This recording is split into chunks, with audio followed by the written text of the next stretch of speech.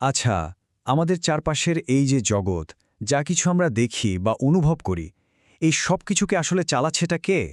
আজ আমরা এমনই এক অদৃশ্য শক্তি নিয়ে কথা বলবো, যা প্রতিটি পরমাণুর ভেতরে এক অসাধারণ নাচের জন্ম দিয়ে চলেছে।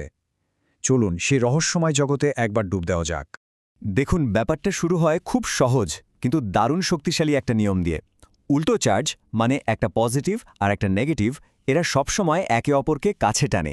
কিন্তু যদি দুটোই পজিটিভ হয়, তখন ঠিক তার উল্টোটা ঘটে, একজন আরেকজনকে ধাক্কা দিয়ে দূরে সরিয়ে দেয়। প্রকৃতির এটাই কিন্তু একদম বেসিক একটা নিয়ম। এই যে কাছে টানা বা দূরে ঠেলে দেওয়া, এর পেছনের যে শক্তিটা কাজ করে তার একটা নাম আছে। আমরা একে বলি তড়িৎ বল, ইংরেজিতে ইলেকট্রিক ফোর্স। এই ফোর্সটাই আসলে চার্জ করা কণাগুলোকে হয় কাছে টানে, না হয় দূরে ঠেলে দেয়। কিন্তু বল বা ফোর্স বলতে আমরা ঠিক কী বুঝি? নিউটনের সূত্রগুলো আমাদের বলে যে ফোর্স শুধু একটা জিনিসকে এক জায়গা থেকে আরেক জায়গায় সরায় না, বরং সেটার চলার ধরনটাই বদলে দেয়। মানে একটা ফোর্সের কারণে কোনো কিছুর গতি বেড়ে যেতে পারে বা কমে যেতে পারে। চলুন আরেকটু সহজ করে ভাবি। মনে করুন একটা বল সোজা গড়িয়ে যাচ্ছে। এখন আপনি যদি ওর পাশ থেকে ক্রমাগত আলতো করে ধাক্কা দিতে থাকেন, তাহলে কি হবে? বলটা কিন্তু থেমে যাবে না, বরং ওটা সোজা না গিয়ে আস্তে আস্তে বাঁকতে শুরু করবে, তাই না? একটা সুন্দর বাঁকা পথে চলতে শুরু করবে।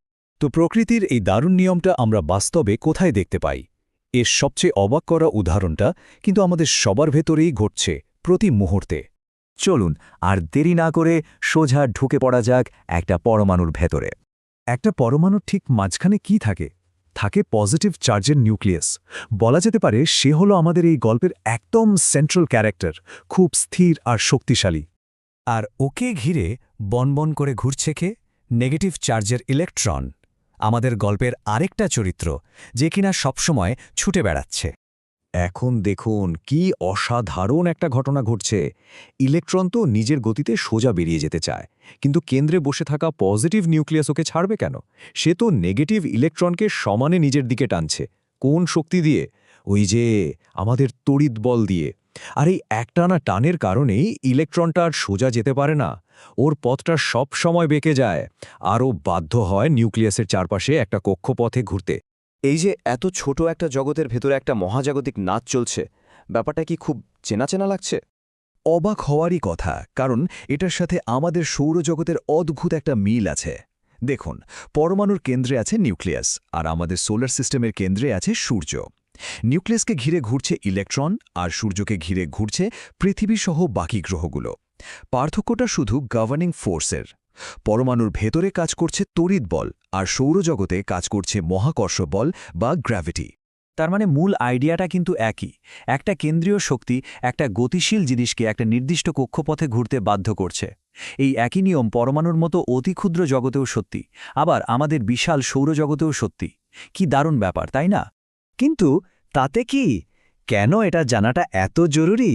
কারণ এই ইলেকট্রিক ফোর্সটাই তো পরমাণুগুলোকে একসাথে ধরে রাখে। আর পরমাণুগুলো একসাথে থাকলেই তো তৈরি হয় আমাদের চারপাশের সব জিনিস। রসায়ন, পদার্থবিজ্ঞান, সব কিছুর গোড়াতেই কিন্তু এই ফোর্স। সোজা কথায়, এই বলটা আছে বলেই আমাদের চারপাশের সব কিছুর একটা নির্দিষ্ট আকার আছে, একটা স্ট্রাকচার আছে। জানেন, এই তড়িৎ বল কিন্তু প্রকৃতির যে 4টে মৌলিক বা ফান্ডামেন্টাল ফোর্স আছে তার মধ্যে মাত্র একটা। তার মানে আরও 3টে আছে। তো বাকিগুলো কি?